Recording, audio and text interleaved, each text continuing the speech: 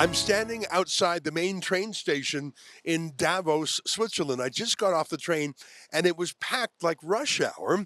There were a few Swiss on it, but it was mainly delegates, hangers on, staff, and bureaucrats associated with the World Economic Forum that's been meeting here this week.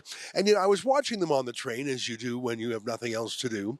And it reminded me of my time working in Ottawa for a couple years, or even that summer when I interned in Washington, D.C.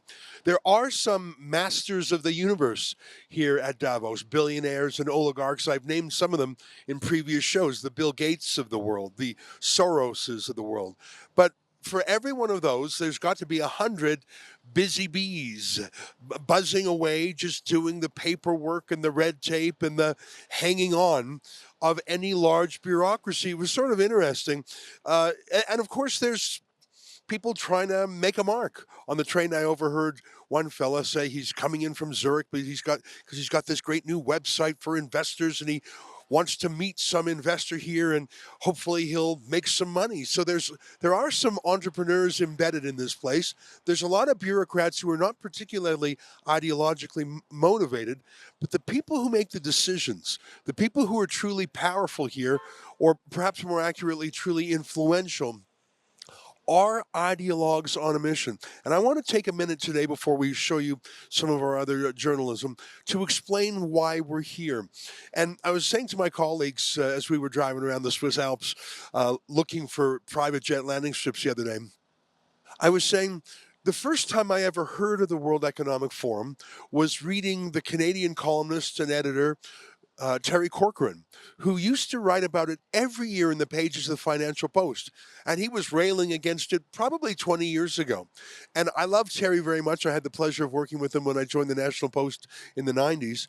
But I would always read these and say, Terry, what are you banging on about? World Economic Forum. Those three words are so generic and so boring, you're almost asleep by the time you say the third one, World Economic Forum. Okay, so it's a bunch of economists who have a forum. I'm sleepy already. And I think maybe that's part of the point of it, is who could possibly be against the World Economic Forum? It's like, I remember when I first investigated the Canadian Human Rights Commission some 20 years ago or so, when I was being investigated for publishing the Danish cartoons of Mohammed. Who could possibly be against the Canadian Human Rights Commission? I mean, you'd be nuts to be against those things. Every one of those things is wonderful. Well, that's part of their camouflage, isn't it? The World Economic Forum is not just a group of economists meeting to air their views in a forum. If it was, there'd be nothing wrong with that. And I'm reminded of this clip of Peter Thiel, the most libertarian man in Silicon Valley, one of the creators of PayPal and other tech wonders, when he was accosted outside the Bilderberger meeting, and he stopped to give an answer. He was clearly irritated that he was being scrummed by paparazzi, and they were saying, "What are you talking about? What are you doing in there?" And here's Peter Thiel giving what I thought was actually a fairly reasonable answer. Take a look. Hey Peter, how are you? Are you having a good day?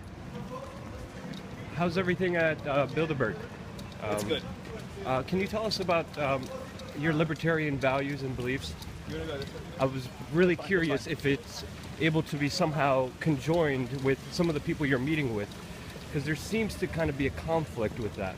I was wondering what you think about the philosophy and obviously, the meeting taking place. We're just curious about what's happening.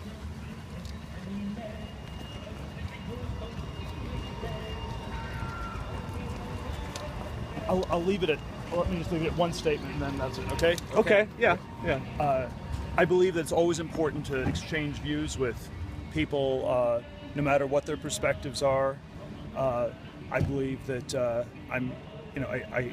I think that we have a lot of problems in our society, and we need to be finding ways to talk to people. We need to find ways to talk to people where not everything is completely transparent. Libertarianism is not synonymous with radical transparency. That's often an argument that the Stasi would make in East Germany, where everything had to be monitored by society. And I think often you have the best conversations in smaller groups where not everything is being monitored, and that's how you can have very honest conversations and how you can think better about the future.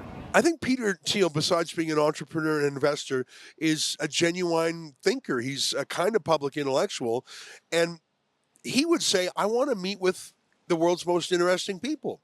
I want to meet with tycoons, but also political leaders, but also NGOs and philanthropists. I want to meet them. I want to bounce ideas around.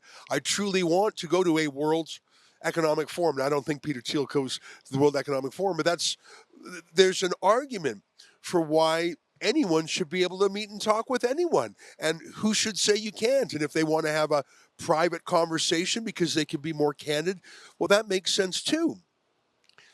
Except if it's not really a World Economic Forum, just a talk shop.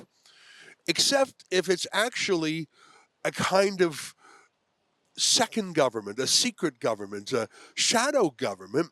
And I know those words right there sound a little bit conspiratorial, but what else do you call it when Klaus Schwab, an unelected billionaire who's been running the World Economic Forum since the beginning, unfireable, I presume he literally owns it. What do you do when he says he wants to master the future and he wants to penetrate the cabinets of the world? Here's clips of him saying both of those things. What does it need to master the future? I think to have a platform where all stakeholders of global society are engaged. Governments, business, civil society, the young generation, and I could go on, I think is a first step to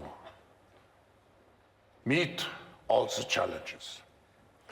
But what is even more important is that we approach the future with a positive spirit. When I mention now names like Mrs. Merkel, even Vladimir Putin and so on, they all have been young global leaders of the World Economic Forum. Mm-hmm. But what we are very proud of now, the young generation, like Prime Minister Trudeau, President of Argentina and so on, that we penetrate the cabinets. So yesterday I was at a reception for Prime Minister Trudeau, and I know that half of this cabinet, or even more, half of this cabinet are actually young global leaders of the World Economic Forum. Sorry, if you really were the World Economic Forum, economists sitting around talking and banding about ideas, you wouldn't be talking about penetrating the cabinets. You wouldn't be talking about mastering the world. That sounds a little bit like master and slave. The World Economic Forum, that sounds good. I like economists to talk about things like how can we get inflation under control? How can we increase prosperity? Canadians are falling in the rankings. We're now so much poorer than Americans. I heard this statistic the other day, and it was shocking to me because of the way it was phrased. Did you know that the average African American is wealthier than the average Canadian? That's a shocking way of comparing it, isn't it? Because we're told that American blacks are so economically depressed, which is true compared to other Americans, and it's a national challenge and a crisis at the same time. But the average Canadian is as poor as the average American black family. The average Canadian is as poor as an American from Mississippi. And so, yes, I would like a World Economic Forum where economists sit around and talk about solving problems, but that is not what's going on here in Davos. What they're talking about here is creating an unaccountable, undelectable, non-transparent, non-appealable world government.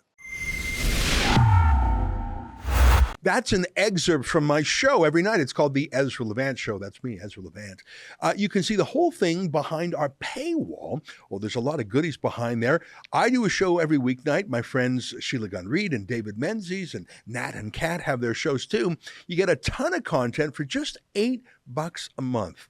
There's so much in there you won't find anywhere else. Go to rebelnewsplus.com.